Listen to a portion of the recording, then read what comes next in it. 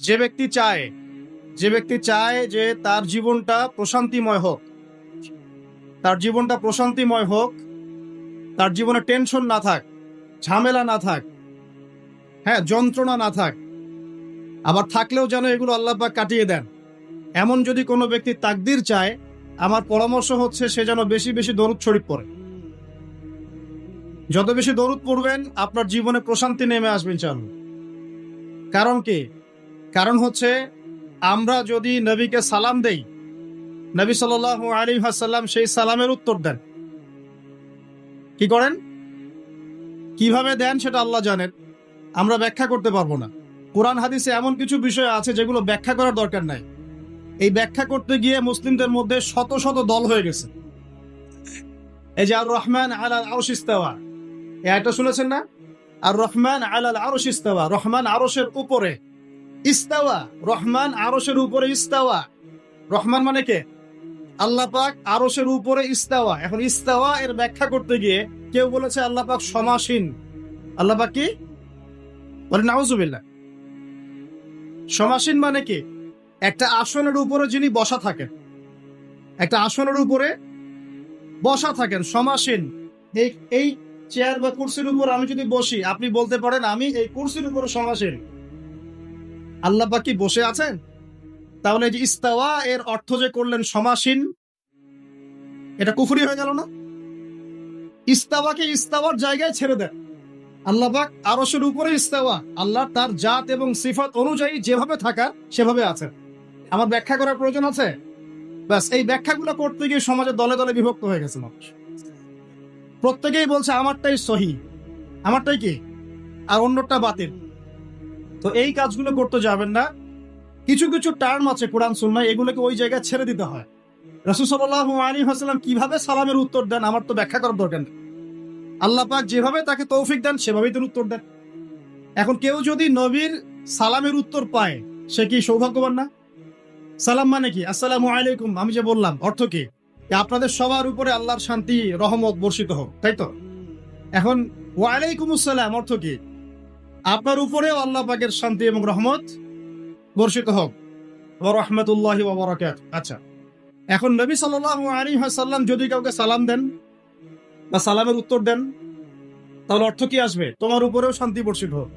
আর নবী যদি কারো জন্য শান্তির দোয়া করেন, তার জীবনটা শান্তি হবে না? এখান থেকে বললাম যে যত বেশি আপনি দরুদ শরীফ পড়বেন ইনশাআল্লাহ আপনার জীবনে শান্তি নেমে আসবে ইনশাআল্লাহ।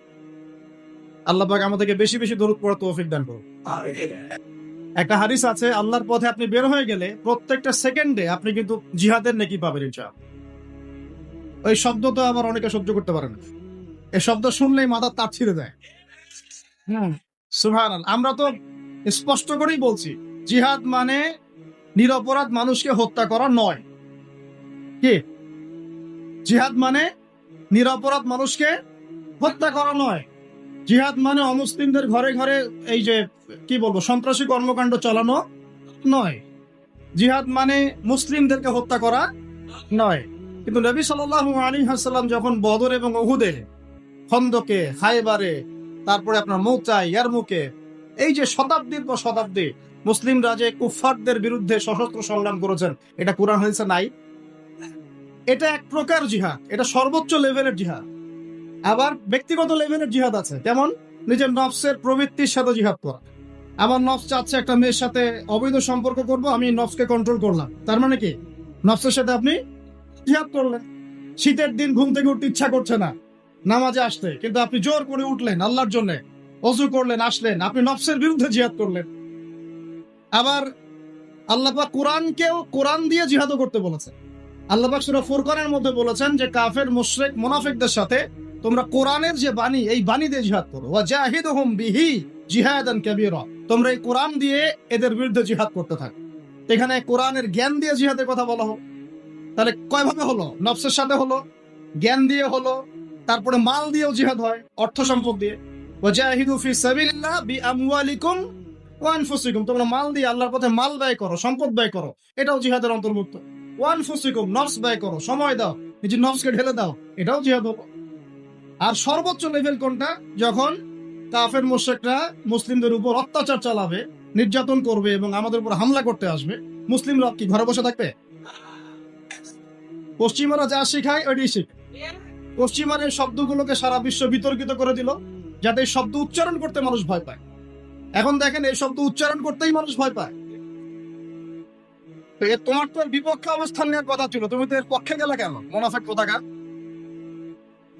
তো মোনাফেক চিন্তা হলে এভাবে চিনতে পারেন, কোরআন সুন্নাহর কিছু অংশ মানবে, কিছু অংশ মানবে না, কিছু অংশ জাজল্যমান মানবে, জাজল্যমান মানবে না। এক ভাইয়ের কথা মনে আছে আমার, মনে পড়ে গেল, তার নামটা নিয়েই নেই। আলোকিত জ্ঞানী প্রোগ্রাম দেখেছিলেন? শাহাদাত হুসাইন খান ফয়সাল নাম শুনেছেন? উনি হচ্ছে প্রথম চ্যাম্পিয়ন। মাশাআল্লাহ, আমি তার সাথে কিছু সময় কাটিয়েছি দিনী মুজাকারাতে।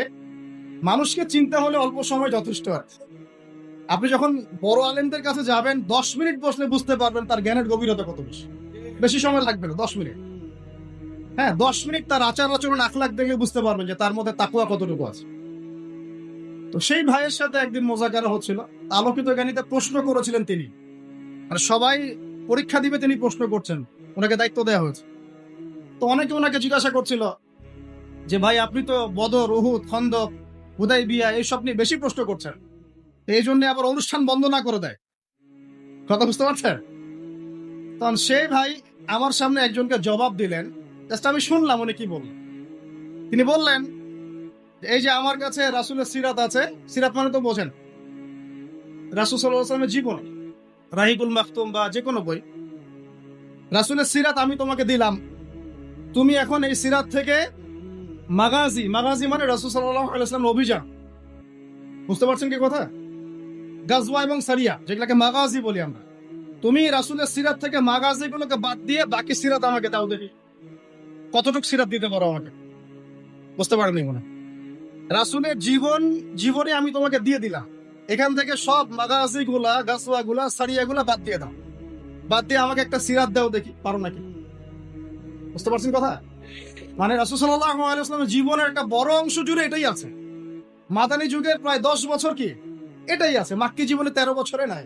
ওইখানে আমরা কিভাবে করেছি? ওইখানে আমরা কথা দিয়ে করেছি, মাল দিয়ে করেছি, নফস দিয়ে করেছি। আর যখন আল্লাহ পাক মদিনায় ক্ষমতা দিয়েছেন, তখন একেবারে সশস্ত্র করা হচ্ছে। কি সমস্যা? একটা রাষ্ট্রের উপর যদি কুফাররা হামলা করে, মুসলিমরা চুপচাপ বসে থাকবে? তো এটা একটা ফলসিফিকেশন টেস্ট এখনকার যুগে। এই যুগে হক আর বাতিল চেনার একটা ফলসিফিকেশন টেস্ট আছে, যে পশ্চিমাদের গেলানো তন্ত্রমন্ত্র যারা কথা বলে এবং আদর্শ মানে নিবদ্ধ করে, কোনো সন্দেহ নাই যে মনের মধ্যে এদের নেফাক আছে, কোনো সন্দেহ নাই। আল্লাহ রসুল যদি এই যুগে থাকতেন, তাহলে নামগুলো মেনশন করে বলতেন অমুক অমুক অমুক। এই যুগে তো তিনি নাই। তো রাসূল সাল্লাল্লাহু আলাইহি ওয়াসাল্লামের প্রতি দরুদ এবং সালাম কেন পেশ করবেন? আপনার লাভ কি বলেন? আপনার জীবনটা কি হবে? ইনশাআল্লাহ শান্তি দিয়ে ভরে যান। এখন রাসূল কেমন করে সালাম পেশ করেন, ব্যাক করে, সেটা আমার জানা দরকার আছে?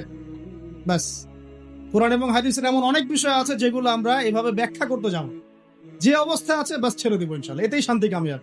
এটা নিয়ে যত বেশি মাথা ঘামাবেন, তত দলাদলি ভাগ হতে থাকবে। আল্লাহ পাক আমাদের সবাইকে বিষয়টা বোঝার তৌফিক দান করুন। আজকে যে উদ্দেশ্যে এসেছি বলছিলাম, যে সফরে কষ্ট যত বেশি, সেখানে তত নেকি ইনশাআল্লাহ বেশি হবে।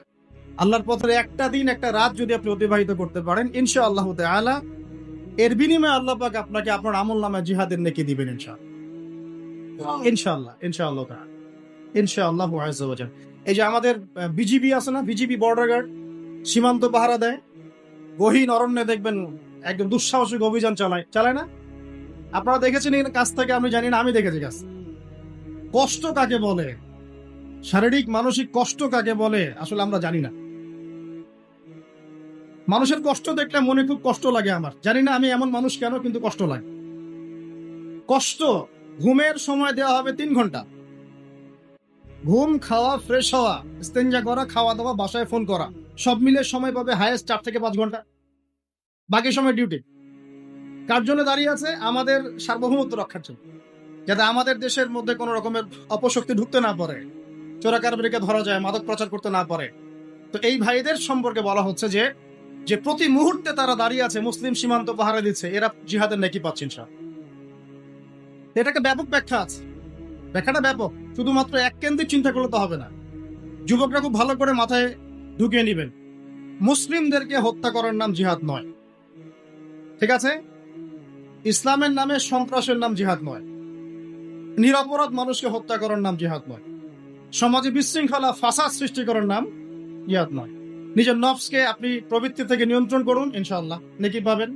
আল্লাহর পথে মাল ব্যয় করুন, ইনশাআল্লাহ নেকি পাবেন। আল্লাহর পথে সময় দেন, ইনশাআল্লাহ নেকি পাবেন। যদি আল্লাহ না করুক, আমরা চাচ্ছি না এমনটা হোক, যদি আল্লাহ না করুক কখনো এমন সিচুয়েশন দেখা যায় যে মুসলিমদের উপর কেউ বৈশত্রুরা মুসলিমদের উপর ডমিনেট করছে, তখন আপনি কি বসে থাকবেন ঘরের মধ্যে? নিঃসন্দেহে তখন আমাদের যারা ঊর্ধ্বতন কর্তৃপক্ষ থাকবে তারাই বলবে যে আমাদের এই স্বাধীনতা সার্বভৌমত্ব রক্ষার জন্য মাঠে নাম, তখন আপনি নামবেন না? ব্যাস, এই কনসেপ্টটাকে যারা বিতর্কিত করার চেষ্টা করে, এক নম্বর পাক্কা মোনাফেকের। মোনাফেক চেনার একটা মূলনীতি বলে দিলাম। কেন মোনাফেক বললাম? কারণ পশ্চিমারা শিখিয়ে দিয়েছে ওদেরকে যে মুসলিম কান্ট্রিগুলোতে গিয়ে গিয়ে এইভাবে যারা এই ধরনের কথাবার্তা বা এই ধরনের আইডিওলজি রাখে, এদের সবগুলোকে আইডেন্টিফাই করে করে সমাজে বিতর্কিত করো। তা আমরা শুধু এতটুকু বলতে পারি, একদিন সবকিছুর বিচার হবে ইনশাআল্লাহ। একদিন সবকিছুর বিচার হবে ইনশাআল্লাহ তাআলা। শুধু মরা পর্যন্ত অপেক্ষা করতে থাকবে। কিয়ামতের মাঠ এত সহজ না, কিয়ামতের মাঠ এত সহজ না। আল্লাহ পাক আমাকে মাফ করুন, আপনাদের সবাইকে মাফ করুন। আল্লাহ পাক যেন দুনিয়াতে কষ্ট দুর্দশা আসতে পারে, দুনিয়াতে আপনি কম খান কম পড়েন, টাকা পয়সার সমস্যা বাড়ি ঘরের সমস্যা হতে পারে, কিয়ামতে যেন আল্লাহ পাক আমাদেরকে না আটকান, কিয়ামতে যেন আল্লাহ পাক আমাদেরকে না আটকান, এই দোয়া করি। তো যাই হোক, ওইদিকে প্রসঙ্গে যাচ্ছি না, খালি প্রসঙ্গক্রমে কথাটা বলে দিলাম, কারণ এই বিষয়টা নিয়ে অনলাইনে অনেক রকম এদিক ওদিকে কথাবার্তা আমরা শুনতে পাচ্ছি। খুব দুঃখজনক, এগুলা খুবই দুঃখজনক। কিছু মানুষের এ ধরনের কর্মকাণ্ড খুবই দুঃখজনক। সমাজে যখন যুব সমাজ আল্লাহর পথের দিকে আসছে, আল্লাহর দিন শিখতে আসছে, দিনের পড়াশোনার জ্ঞান চর্চা হচ্ছে, মানুষ বই পড়তে উৎসাহিত হচ্ছে, ঠিক তখনই যাদের দ্বারা এই খেদমত গুলো হচ্ছে এদেরকে বিতর্কিত করা হচ্ছে। অতএব চোখ কান খোলা রেখে চলবেন। আল্লাহ পাক তৌফিক দান করুন। এখন উদ্দেশ্যটা বলি, আজকে লেকচার দেওয়ার জন্য আসি নাই। আজকে এসেছি আমাদের এখানে ডক্টর ভাই নজরুল ভাই আছেন, সালাম আলাইকুম, এবং আমাদের ইঞ্জিনিয়ার ভাই একজন, ইঞ্জিনিয়ার ভাই আমাদের ইকবাল ভাই। এই দুই ভাইয়ের দাওয়াতে এসেছি আর কি। তাদের বাসায় ইনশাল্লাহ একটু খাওয়া দাওয়া হবে। ভাই খাওয়া দাওয়া করাবেন তো? আর একটা অ্যানাউন্সমেন্ট দিব, সেটা হচ্ছে ভাই, দুই ভাই আরো কিছু ভাই আছেন তাদের সাথে, তারা মিলে আপনাদের ভৈরব বাজারের যে এলাকা, এখানে একটা দ্বীনি প্রতিষ্ঠান তারা করতে চান। এই জন্য পরামর্শক হিসেবে বা পরামর্শ করার জন্য তারা আমাকে জাস্ট দাওয়াত দিয়েছেন, এর বেশি কিছু না। তো ভেবেছিলাম যে জুমার খুতবা ধরতে পারলে কিছু বয়ান করার চেষ্টা করবো ইনশাআল্লাহ। আল্লাহ যেভাবে চেয়েছেন সেভাবে হয়েছে। জুমার পরে আপনারা কষ্ট করে বসে আছেন দেখতে আমারও খারাপ লাগছে। আপনারা ক্ষুধার্ত, গরমের মধ্যে কষ্ট পাচ্ছেন, আমি আলোচনা লম্বা করব, ঠিক আছে? এখন শিক্ষা নিয়ে জাস্ট কয়েকটা কথা বলে আমি শেষ করছি, ঠিক আছে ভাই? ইনশাআল্লাহ অন্য একদিন কথা হবে। আর যদি আপনাদের শিক্ষা প্রতিষ্ঠান হয়ে যায় তাহলে প্রতিষ্ঠান দেখতে তো আসবো ইনশাআল্লাহ। আচ্ছা, প্রতিষ্ঠান বেশি হলে কি সমস্যা? আচ্ছা, এখন ইলম নিয়ে কিছু কথা বলি, খুব মোটা দাগে কয়েকটা কথা বলি, শুনুন। আল্লাহ রাব্বুল আলামিন মহাজ্ঞানী সত্তা, সৃষ্টি করেছেন আদম আলাইহিস সালামকে। আদম আলাইহিস সালামকে সৃষ্টি করার সময় কি আদম আলাইহিস সালামের জ্ঞান ছিল কিনা? আল্লাহ পাক তাকে জ্ঞান শিক্ষা দিলেন না আদম আলাইহিস সালামের নিজেরই জ্ঞান ছিল? একটু বোঝেন কথাগুলো। আদম আলাইহিস সালামের নিজের জ্ঞান ছিল না আল্লাহ পাক তাকে শিক্ষা দিয়েছে? আল্লাহ পাক বলছেন ওয়াআল্লামাল আদামা আসমাআ কুল্লাহা সুম্মা আরাদাহুম আলাল মালায়েকা। আল্লাহ পাক বলছেন আমি আদমকে সমস্ত নাম শিক্ষা দিলাম। বলেন সুবহানাল্লাহ। আদমকে সৃষ্টি করার পরে আল্লাহ পাক বলছেন আমি আদমকে সমস্ত নাম শিক্ষা দিলাম। তাহলে জ্ঞানের উৎস কে? আমরা কি নিজে নিজে জ্ঞান পেয়েছি? আল্লাহ পাক আমাদেরকে জ্ঞান শিক্ষা দিয়েছেন। এখন আদম আলাইহিস সালামের সন্তান আমরা, বাই ডিএনএ আমাদের মধ্যে সেই জ্ঞান চলে আসছে, আলহামদুলিল্লাহ। এরপরেও মানুষ অভিজ্ঞতা থেকে জ্ঞান শিখে, বুদ্ধি থেকে জ্ঞান শিখে, এবং আল্লাহ পাকের ওহী থেকে জ্ঞান শিখে। কয়ভাবে শেখে ভাই? মানুষ বুদ্ধি থেকে জ্ঞান শিখে। এই বুদ্ধি থেকে কিভাবে? ওই বাই ডিএনএ জ্ঞানগুলো চলে আসছে আমাদের মধ্যে, আদম থেকে আস্তে আস্তে তার সন্তানদের মধ্যে আলাইহিস সালাম। দ্বিতীয় পদ্ধতি হচ্ছে আমরা সমাজে চলাফেরা করি, অনেক অভিজ্ঞতা হয়, অভিজ্ঞতার আলোকে আমরা জ্ঞান শিখি, তাই না? একবার যে রাস্তা দিয়ে গিয়েছেন, ভুলেও সেই রাস্তা দিয়ে হাঁটেন না, কারণ কি? ওই রাস্তায় ছিনতাইকারী ধরেছে, অভিজ্ঞতা থেকে জ্ঞান শিখেছেন একটা, হ্যাঁ না ভাই? তো আচ্ছা, আরেকটা হচ্ছে আল্লাহ পাকের ওহী থেকে মানুষ জ্ঞান শিখে। আল্লাহ পাকের ওহী থেকে। ওহী কি জিনিস? আল্লাহ তার পক্ষ থেকে কিছু প্রত্যাদেশ পাঠান। কাকে পাঠান? কার উপর পাঠান? আল্লাহ পাকে নির্ধারিত নির্বাচিত কিছু বান্দার উপরে পাঠান। যেমন আদম একজন বান্দা, নূহ একজন বান্দা, ইব্রাহিম, মূসা, ঈসা, মুহাম্মদ সাল্লাল্লাহু আলাইহি ওয়াসাল্লাম, প্রত্যেক নবী রাসূল আল্লাহ পাকে নির্বাচিত বান্দা। তাদের প্রতি আল্লাহ পাক তার পক্ষ থেকে কি পাঠান? ওহী পাঠান। এই ওহীটা হচ্ছে জ্ঞানের চূড়ান্ত উৎস। জ্ঞানের কি ভাই? আল্লাহ পাক বলছেন ওয়াকুলিল হাক্কু মির রাব্বিকুম, সত্য তোমার রবের পক্ষ থেকে আসে। ফামান শাআ ফালইউমিন ওয়া মান শাআ ফালইয়াকফুর, যার ইচ্ছা হয় সে সত্য গ্রহণ করুক, যার ইচ্ছা হয় সে অস্বীকার করুক। আল্লাহ বলছেন আল হাক্কু মির রাব্বিক, সত্য তোমার রবের পক্ষ থেকে আসে। ফালা তাকুনান্না মিনাল মুমতারিন, তুমি সন্দেহবাদীদের অন্তর্ভুক্ত হইও না। তার মানে আমরা বুঝতে পারলাম সত্য কার পক্ষ থেকে আসে। এখন এই ওহী হচ্ছে জ্ঞানের চূড়ান্ত মানদণ্ড। এই ওহীর আলোকে যেটা সত্য সেটা সত্য, ওহীর আলোকে যা মিথ্যা সেটা কি? বলেন কথা, আগে উসুলটা শেখেন। ওহীর আলোকে যা সত্য তা কি, আর ওহীর আলোকে যা মিথ্যা, ওহীর আলোকে যেটা হক সেটাই হক, ওহীর আলোকে যেটা বাতিল, ওহীর আলোকে যা হালাল তাই কি, ওহীর আলোকে যা হারাম। এখন যদি আমরা সমাজে বলি সুদ হালাল, চলবে? বলি কেন চলবে না? উত্তর কি দিবেন? কারণ ওহীর আলোকে সুদ হারাম। কথা কি বুঝতে পারছেন? ওহীর আলোকে কি, এটা শুধু এই উম্মতের জন্য হারাম হয়নি, আগের উম্মতেও হারাম ছিল। সুদ কিন্তু শুধু এই উম্মতের জন্য হারাম ছিল না, আগের উম্মতেও কি ছিল? হারাম ছিল। বনু ইসরাঈলের উপরেও সুদ হারাম করা হয়েছে, কিন্তু খেয়েছে। এখনো সেই সুদ ভিত্তিক ব্যাংকিং সিস্টেম ওরাই পরিচালনা করছে। একই শূন্য, একই শূন্য। এখন জিনা, জিনাকে আপনাকে উস্কে দেওয়া হচ্ছে, কাছে আসার গল্প ইত্যাদি ইত্যাদি। হ্যাঁ, তো এখন এটা হালাল না হারাম আপনি কিভাবে নির্ধারণ করবেন বলেন? ওহীর আলোকে। ওহীর আলোকে কি জিনা হালাল না হারাম? আল্লাহ বলছেন ধার কাছেও যেও না, ওয়ালা তাকরাবু জিনা, জিনার ধার কাছেও যেও না। দেখেন ধার কাছেও যেও না কথাটা কেমন? ওয়ালা তাকরাবা হাদিহি শাজারা, হে আদম এবং হাওয়া, এই গাছের ফল খাওয়া তো দূরের কথা, এর কাছেও যাবেন। বুঝতে পারছি কি? মানে মেয়ের সাথে সেক্সুয়াল সম্পর্ক তো অনেক দূরের কথা, তুমি ফোনে কথাও বলবে না। কথা কি বুঝতে পারছেন ভাই? এর মধ্যে একটা শান্তি আছে। যখন আপনি এভাবে মেয়ে থেকে মুক্ত থাকবেন, পবিত্র থাকবেন, মনে একটা শান্তি পাবে। এই শান্তি অন্যরা পাবে না। কিন্তু এটা পরকীয়ার যুগ চলছে না এখন? আপনি পরকীয়া না করে নিজের স্ত্রীকে নিয়ে সন্তুষ্ট থাকেন, আপনি মনে একটা শান্তি পাবেন, এটা অন্যরা পাবেন। আমি বলতে চাচ্ছি যেটা হালাল হারাম, জায়েজ না জায়েজ, সত্য মিথ্যার মানদণ্ড কে ফিক্স করবে? এই বিষয়টা মানতে কোনো সমস্যা আছে? যারা বলে না এটা আমি মানি না, তার সাথে কথাই নাই, শেষ, ফুল স্টপ। তার সাথে কোনো কথারই দরকার নাই। সে তার আইডিওলজি নিয়ে কবরে যাক, যাক, সে কোথায় যায় যাক। আমরা তার সাথে যুদ্ধ করতে যাচ্ছি না, আমরা বরং তাকে দাওয়াত দিতে পারি যে ভাই কোরআন সুন্নাহর সামনে আত্মসমর্পণ করেন। আমরা তর্ক করতে যাব না। তর্ক করতে যাব? আমরা মুসলিমরা বিশ্বাস করি কোরআন সুন্নাহ হচ্ছে হক বাতিল, সত্য মিথ্যা, ন্যায় অন্যায়ের কি চূড়ান্ত একটা মানদণ্ড। এর আলোকে যা হক সেটাই হক, এর আলোকে যা বাতিল সেটাই বাতিল। আমরা জিনার উদাহরণ দিলাম, এটা কেন হারাম? আপনি বলবেন ওহীর আলোকে হারাম। সুদ কেন না জায়েজ? কারণ ওহী বলেছে না জায়েজ। পরকীয়া কেন না জায়েজ? ওহী বলেছে না জায়েজ। আপনি এতিমের মাল আত্মসাৎ করতে পারবেন না। কেন পারবেন না? কারণ আল্লাহ পাক নিষেধ করেছেন। আমাকে নামাজ পড়তেই হবে। কেন পড়তে হবে? কারণ আল্লাহ পাক পড়তে বলেছেন। আমাকে সম্পদ নেশাব পরিমাণ হলে যাকাত দিতেই হবে। কেন দিতে হবে? এটা কি নফল না ফরজ? আল্লাহ ফরজ করেছেন। আমি রমজান মাস আসলে কি করব? কেন রোজা রাখবো? প্রশ্ন করবেন নাস্তিকরা, কেন রোজা রাখেন? আল্লাহ বলেছেন তাই রাখি। এখন সে যদি বলে যে আল্লাহ আছেন প্রমাণ করো, তাহলে আরেকটা ডিবেটে বসতে হবে। আল্লাহ আছে প্রমাণ করো, এটা যদি ডিবেটের আলোচ্য বিষয় হয়, তাহলে আরেকটা স্বতন্ত্র বিতর্ক হবে। আগে তো আমরা মেনে নিয়েছি আল্লাহ বলতে একজন আছেন।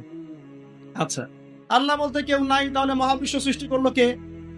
বলবে এমনি এমনি হয়ে গেছে, বিগ ব্যাং এর মাধ্যমে। তার সবকিছু সুশৃঙ্খল ভাবে আছে কিভাবে? এমনি এমনি। হ্যাঁ, আকাশ থেকে বৃষ্টি হয় কেমন করে? এমনি এমনি। হ্যাঁ, মানুষ বাঁচে কিভাবে, মারা যায় কিভাবে? বলছে এমনি এমনি। সবই এমনি এমনি, মানে অটোমেটিক্যালি। এটা কি কোনো পাগলও বিশ্বাস করে যে সবকিছু অটোমেটিক্যালি হয়? ফ্যানটা ঘুরলো কিভাবে? সুইচ দিয়েছেন?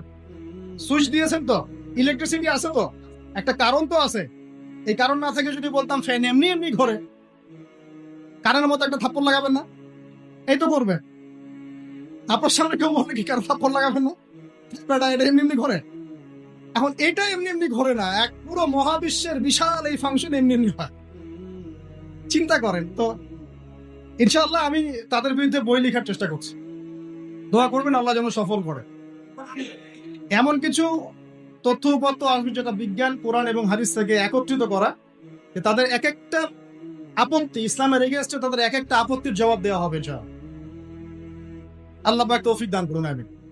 তো এখন ভাই আমরা মুসলিম, আমরা আল্লাহ বিশ্বাস করি, আল্লাহ পাক ওহী নাজিল করেছেন, এর আলোকে আমরা হালাল হারাম জায়েজ নাজায়েজ মেনে চল। এই তো, এটা আমাদের ধর্মীয় স্বাধীনতা না? এটা আমার ধর্মীয় স্বাধীনতা। আমি মুসলিম, আমি কোরআন সুন্নাহকে মেনে চলি। আপনি কি বাধা দিবেন? এখন এক ভাই সুদ খেতে চাচ্ছে না, জোর করে খাওয়াবেন? এক ভাই জিনা করবেন, আপনি জোর করে করবেন? তার মধ্যে আপনার লজ্জা হওয়া উচিত, লজ্জা থাকা উচিত।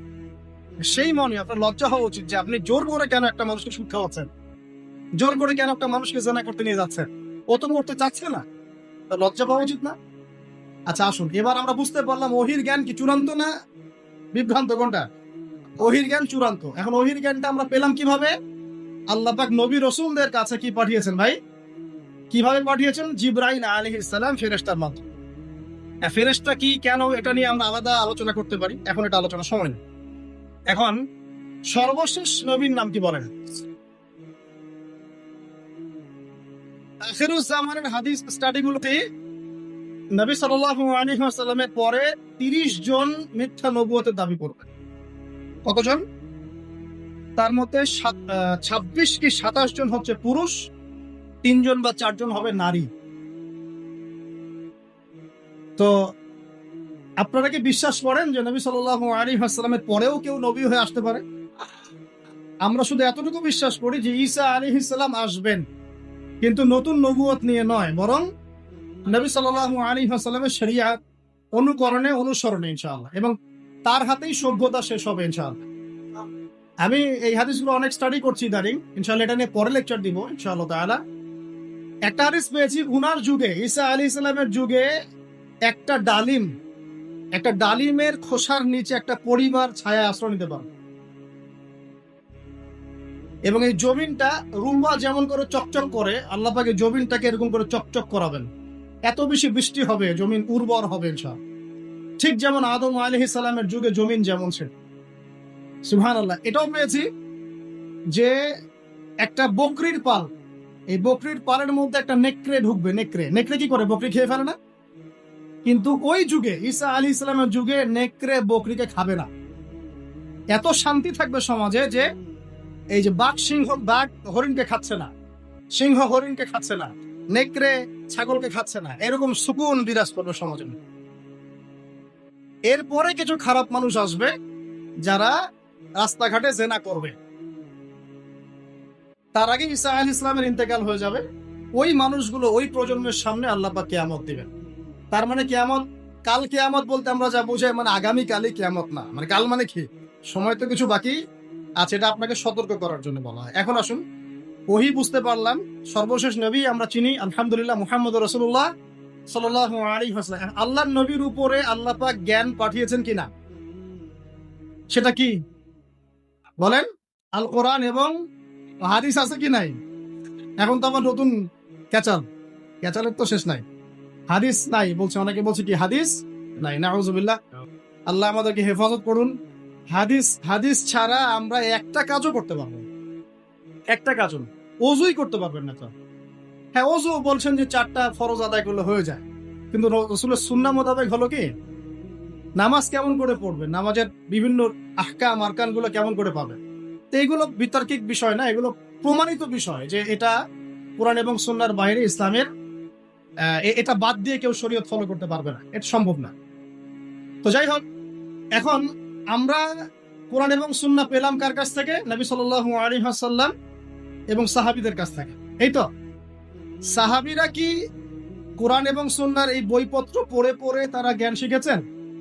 শুধু কি এভাবে শিখেছেন, নাকি আল্লাহর নবীর সংস্পর্শে শিখেছেন?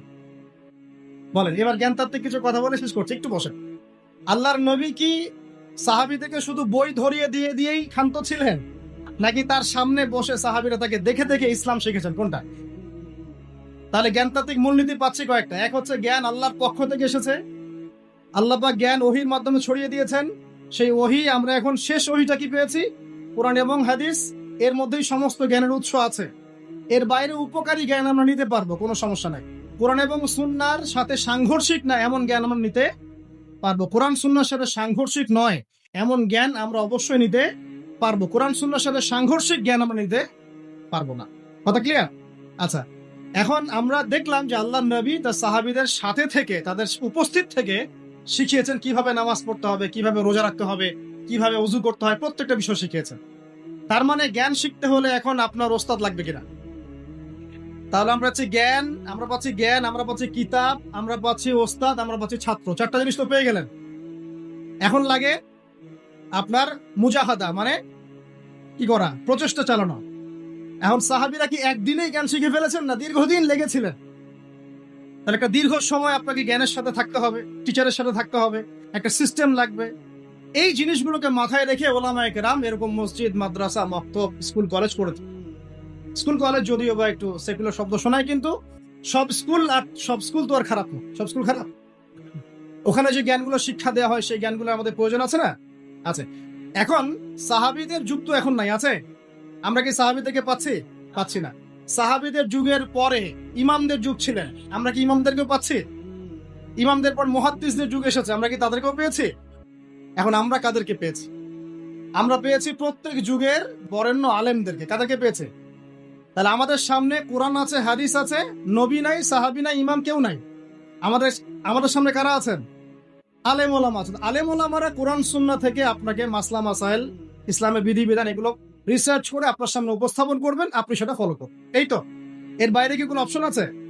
এখন আমি যদি বলি না, আমি এই মাঝখানের আলেমদেরকেও নিব না, আমি ইমামদেরকেও নিব না, মুহাদ্দিসদের কাউকে নিব না, আমি খালি কোরআন সুন্নাহর বইপত্র পড়বো, সরাসরি নবীকে ফলো করব, আমি সরাসরি নবীকে ফলো করব, আমার কোনো মাধ্যমের দরকার নাই। তার মানে ব্যাপারটা এরকম যে আমার স্কুল, কলেজ, ইউনিভার্সিটি কিচ্ছু দরকার নাই, আমার টিচারের দরকার নাই, আমাকে মেডিকেল সায়েন্সের কিছু বই এনে দেন, পড়বো, ডাক্তার হয়ে যাব। পারবেন? ইঞ্জিনিয়ার ভাই বসে আছেন, একটা ইঞ্জিনিয়ারিং ইনস্টিটিউশনে পড়াশোনা করতে হয়েছে, এসএসসি, এইচএসসি এগুলো পার করে ইঞ্জিনিয়ারিং পরীক্ষা দিতে হয়েছে, সেখানে পড়াশোনা করতে হয়েছে, 4-5 বছর পড়াশোনা করেছেন, 2-3 বছর ট্রেনিং করেছেন, তারপরে তিনি ইঞ্জিনিয়ার সার্টিফিকেটটা পেয়েছেন। আমি যদি বলি ভাই, আমি কিন্তু ইঞ্জিনিয়ারিং সাবজেক্ট না, আমি সায়েন্সে ছিলাম যদিও, ভাই এই সাবজেক্ট আমার না, আর আমি যদি বলি ভাই আপনার বইগুলো আমাকে দেন, ইঞ্জিনিয়ারিং এর 4-5 বছর যে বইপত্র পড়েছেন ওই বইগুলো আমাকে দেন, আমি বাসায় গিয়ে 2 বছর 3 বছর স্টাডি করি, করে যদি বলি আমি একজন ইঞ্জিনিয়ার, আপনি কি আমাকে থাপ্পড় মারবেন না? তখন আমাকে পাগল বলবেন না? এটা একটা বড় ফিতনা চলছে সমাজে। অতএব আপনাকে অবশ্যই বরেণ্য ওলামায়ে কেরামকে তো লাগবে। ওলামায়ে কেরামের সামনে যাবেন, তাদের কাছে বইপত্র পড়বেন, উসুলগুলো শিখবেন, আকীদা শিখবেন, তারপরে হাদিসের কিতাবগুলো মোতালা করবেন, আস্তে আস্তে আপনাকে তারা বড় জায়গায় নিয়ে যান। এই তো সিস্টেম। এই সিস্টেমের বাইরে কি নবীকে ফলো করার কোনো সিস্টেম আছে? এখন এই জিনিসগুলো শেখার জন্য তাহলে প্রতিষ্ঠান সহায়ক নাকি প্রতিবন্ধক? এই কারণে শিক্ষা প্রতিষ্ঠানগুলোর জন্য আমরা দোয়া করি, আল্লাহ পাক যেন দিনই প্রত্যেকটা শিক্ষা প্রতিষ্ঠানকে কবুল করেন। কিন্তু এখন সমস্যা একটা, সমস্যা হচ্ছে যে বিশ্ব এগিয়ে গেছে অনেক দূর, আগায় নাই। এখন কি ঘোড়ায় চড়ার যুগ? এখন কি তীর দিয়ে যুদ্ধ করার যুগ? এখন তো মিসাইলের যুগ। কিসের যুগ? তথ্য প্রযুক্তি, ডেটা, ইন্টারনেট সেকশন, হ্যাঁ, সায়েন্সের যুগ, টেকনোলজির যুগ। এখন তো অন্যরকম যুগ। এই যুগে তো 1 সেকেন্ডে যা করা যায়, আগের যুগে হয়তো ওটা করতে আমাদের একদিন সময় লেগে যেত, তাই না? 1 মুহূর্তের মধ্যে অনেক কিছু করা যায়, যেটা আগে সম্ভব ছিল না। এই যুগের জন্য উপকারী কিছু জ্ঞান শেখা কি ক্ষতিকর না ভালো? বুঝতে পারছেন না? মনে করেন চাষ করার জন্য আগে একটা সিস্টেম ছিল, এখন আধুনিক সিস্টেম এসেছে, আপনি অল্প সময় বেশি চাষ করতে পারবেন। নিবেন কি না আপনি? অবশ্যই নিব। বুদ্ধিমান হলে কি অবশ্যই নিব, যতক্ষণ না সেটা ইসলামের সাথে সাংঘর্ষিক হয়। ইসলামের সাথে সাংঘর্ষিক হলে নিচ্ছি না, কিন্তু উপকারী হলে নিব কিনা। এই জন্য আমি বলি, আমার পক্ষ থেকে আমার নাসিহত, আমার পরামর্শ, এটা আমার মত, সবারই মত প্রকাশের স্বাধীনতা থাকতে পারে। আপনার মত ডিফারেন্ট হতে পারে, আপনি আপনার মত নিয়ে কবরে যান, আমি আমার মত নিয়ে কবরে যাচ্ছি, কোনো সমস্যা নাই। আমার মত হচ্ছে এখনকার যুগে কোরআন এবং সুন্নাহর যে জ্ঞানগুলো আমরা অর্জন করি, এর সাথে সমসাময়িক উপকারী জ্ঞানগুলোর দরকার আছে। যে প্রতিষ্ঠানগুলো করতে চান সেগুলোর মধ্যে এই সিলেবাসগুলোকে ইনক্লুড করে সিলেবাস গঠন করে। তাহলে সিলেবাসে একটু পরিবর্তন আনলে কি ক্ষতি হয়ে যাবে উম্মার? কোরআন সুন্নাহর সব উসুল ঠিক থাকবে। আমাদের সব যা আমরা আকীদা রাখি, আমরা যে মাযহাব ফলো করি, যে মানহাজ ফলো করি, সব ঠিক থাকবে। কিন্তু উপকারী যে বিদ্যাগুলা, যেমন ম্যাথামেটিক্স, যেমন সায়েন্স, যেমন ধরেন কি বলবো, এই যে ইকোনমিক্স, যেমন জিওপলিটিক্স, হ্যাঁ, যেমন এই যে সায়েন্স এন্ড টেকনোলজি বা কম্পিউটার, ইন্টারনেট সেকশন, মানে যে যে জিনিসগুলো ইংরেজি, যেগুলো আমাদের বাংলা থাকবে, সাহিত্য থাকবে, দেশ থাকবে, আন্তর্জাতিক বিশ্ব থাকবে, সব থাকবে। এগুলো যদি আমার সন্তান ছোটবেলা থেকে শেখে, কোনো সমস্যা আছে? এটা এটা শিখলে কি সে ইসলাম থেকে বের হয়ে যাবে? বরং সে আজকে থেকে 20 বছর পর ইসলাম নিয়ে এমন কিছু কথা বলতে পারবে যে আমি এখন বলতে পারছি। দেখবেন 20 বছর পর সে ইসলাম সম্পর্কে এমন কিছু লিখতে পারবে যে আমি এখন লিখতে পারছি। 20 বছর পরের যে বিশ্বটা সামনে আসবে, ওই বিশ্বটাকে আমার এই ছেলেটা ডিল করতে পারবে ইনশাআল্লাহ। এই পরিকল্পনা আমাদের করা উচিত কিনা? এই জন্য যেসব প্রতিষ্ঠানে সিলেবাসে কিছু সংশোধন আনার সুযোগ আছে, সেখানে আনা উচিত, আমার মনে হয় আনা উচিত। এটা আমার মত। আপনি যদি ডিফার করেন, এটা আপনার মত, আপনার থাকতে পারে। আর নতুন নতুন যে প্রতিষ্ঠানগুলো করতে চাচ্ছেন বা এই যে ভাইরা উদ্যোগ নিচ্ছেন, আমার পরামর্শ হচ্ছে ছোট থেকে, একদম প্লে থেকে বা শিশু শ্রেণী থেকে বাংলা, ইংরেজি, অঙ্ক এগুলোর সাথে কোরআন সুন্নাহকে একটা কম্বাইন্ড করে একটা এডুকেশন সিস্টেম লঞ্চ করেন ইনশাআল্লাহ। এরকম কিন্তু অনেকেই কাজ করছে, দেশের অনেক জায়গায় এরকম কাজ হচ্ছে আলহামদুলিল্লাহ। তো এগুলোকে সমন্বয় করা কি খুব কঠিন কাজ? এখানে অনেক জেনারেল শিক্ষিত বড় বড় পদের ভাই আছেন, এখানে অনেক বুজুর্গ আছেন, গণ্যমান্য ব্যক্তিবর্গ আছেন, সরকারি কর্মকর্তা আছেন। তারা সবাই ইনশাআল্লাহ শিক্ষিত মহল, ইনশাআল্লাহ অ্যাটলিস্ট আমার এই কথাটার সাথে একমত হবেন। শুরু থেকেই আমাদের সন্তানদেরকে, আমরা তো ইসলাম দিয়ে শুরু করবো, আলিফ বা তাসা দিয়ে শুরু করবো ইনশাআল্লাহ। আল্লাহকে চেনাবো, রাসূলকে চেনাবো, এখান থেকে শুরু করব। পাশাপাশি আমরা ইংরেজি, বাংলা, অঙ্ক এগুলো শেখালে কোনো সমস্যা আছে? এই সমন্বয়টা করে যদি ক্লাস ওয়াইজ ভাগ করা যায়, ক্লাস 1, ক্লাস 2, ক্লাস 3, এভাবে যদি 10 পর্যন্ত যাওয়া যায়, যে আমার ছেলে 10 পর্যন্ত পড়াশোনা করেছে, 10 পারা হাফেজও হয়েছে আলহামদুলিল্লাহ। সম্ভব কিনা? সম্ভব। আমার ছেলে ক্লাস 10 পর্যন্ত পড়েছে, এই মাশাআল্লাহ 100 হাদিস তার মুখস্থ আছে। সম্ভব কিনা? বছরে 10টা করে হাদিস মুখস্থ করা সম্ভব না? আমার ছেলে ক্লাস 10-এ পড়ে, সে শুধু ইংরেজি বাংলাই জানে না, আরবিও লিখতে পারে। সম্ভব কিনা? সে কোরআন তেলাওয়াত করতে পারে। সম্ভব কিনা? সে কোরআনের যে গ্রামার, যে আমরা যে মিজান, নাহু এগুলো পড়ি, এগুলো সে পড়তে পারে। সম্ভব কিনা? আমার ছেলেটা অনার্সে পড়ছে, পাশাপাশি হাদিসের এবারও তো পড়তে পারে। এটা সম্ভব কিনা? তো এই জিনিসটা যদি আমরা একটু গুছিয়ে করতে পারি, ইনশাআল্লাহ তাআলা, আমি খুব আশাবাদী যে আগামী 10 থেকে 20 বছরের মধ্যে আপনি নতুন একটা প্রজন্ম পাবেন ইনশাআল্লাহ। এই প্রজন্ম দুই দিকেই সমান দক্ষ হবে ইনশাআল্লাহ তাআলা। তবে তারা কেউ যেন উদ্ধত অহংকারী না হয়, তারা যেন কেউ শিক্ষিত মূর্খ হয়ে না যায়। শিক্ষিত মূর্খ আছে সমাজে, এটা নিশ্চিত করতে হবে আমাদেরকে। তারা যেন সত্যবাদী হয়, সৎসাহসী হয়, তারা যেন কর্মঠ হয়, খেলাধুলা করে ফিজিক্যালি ফিট হয়, তারা যেন ঠিক টাইমে ঘুমায়, ঠিক টাইমে ওঠে, ভালো খাবার খায়, ভালো পরিবেশে মেশে, এগুলো নিশ্চিত করতে হবে। কারণ পড়াশোনা শুধু কিন্তু বই পুস্তক পড়ার নাম নয়, আখলাকের পরিবর্তনের নাম পড়াশোনা। আমি এমন অনেক মানুষ দেখেছি, আল্লাহ মাফ করুন, আমি দুর্নাম করতে চাই না, কোরআন সুন্নাহর প্রচুর জ্ঞান আছে, আখলাকের বালাই নাই। কোরআন সুন্নাহর প্রচুর জ্ঞান আছে, ধর করে হাদিসের এবারত আপনাকে বলে দিবে, রাসূল বলে, আখলাক নাই, আখলাক, চরিত্র, আখলাক নাই, মাধুর্য নাই। আবার আমি এমন মানুষ দেখেছি, আখলাক 5 মিনিটে আপনার কাছে মনে হবে আপনি পরকাল চিনে ফেলেছেন। এমনও মানুষ বাংলার আনাচে কানাচে আছে। বড় বড় ওলামায়ে কেরামদের দরবারে যান, তাদের সাথে পরামর্শ করেন, দেখা সাক্ষাৎ করেন, 5-10 মিনিটে বুঝবেন যে পরকাল কি জিনিস। আখলাক, আখলাক কি? বা যে রিক্সায় করে এসেছেন, সেই রিক্সাওয়ালাকে নিয়ে একই দস্তরখানে বসে খাবার খাচ্ছেন, নিজে খাবার তুলে খাওয়াচ্ছেন। এই আখলাকটা তো আমার মধ্যে আসতেছে না। আমার কাছে তো অনেক জ্ঞান আছে মনে করেন, কথার কথা বলছেন নাউজুবিল্লাহ, কিন্তু আখলাক তো আসলো না। তাহলে জ্ঞান আর আখলাক কি এক জিনিস? আল্লাহ নবী শুধু জ্ঞান শিক্ষা দেন নাই, আখলাকও শিক্ষা দিয়েছে, আখলাকও শিক্ষা দিয়েছে। আল্লাহ পাক আমাদের সবাইকে এমন সন্তান গড়ে তোলা তৌফিক দান করুন, যারা উভমুখী শিক্ষায় শিক্ষিত হবে এবং চমৎকার আখলাকের মানুষ হবে ইনশাআল্লাহ। আল্লাহ রাব্বুল আলামিন আমাদের সবাইকে এরকম শিক্ষা প্রতিষ্ঠান গড়ে তোলা তৌফিক এনায়েত করুন। এখন ভাই উদ্যোগ নিয়েছেন, আমি শেষ করে দেই, আপনারা সবাই সহযোগিতা করবেন কিনা? আচ্ছা, এগুলো প্রকাশ্যে বলতে নেই, তারপরে আমি আপনাদেরকে উৎসাহিত করার জন্য বলছি, আল্লাহ আমাকে মাফ করুক। তা আমি আমার পক্ষ থেকে ভাই আপনার ফান্ডে প্রথমে 1 লাখ টাকা দিয়ে শুরু করবো ইনশাআল্লাহ। ঠিক আছে? আপনি উদ্যোগ নিয়েছেন, আপনি বাস্তবায়ন করেন, আমি পরামর্শ দিব ইনশাআল্লাহ, আমরা পরামর্শ দিব। এলাকার তরুণ প্রজন্ম আপনাকে সাহায্য করবে ইনশাআল্লাহ। এলাকার যারা বরেণ্য গুণী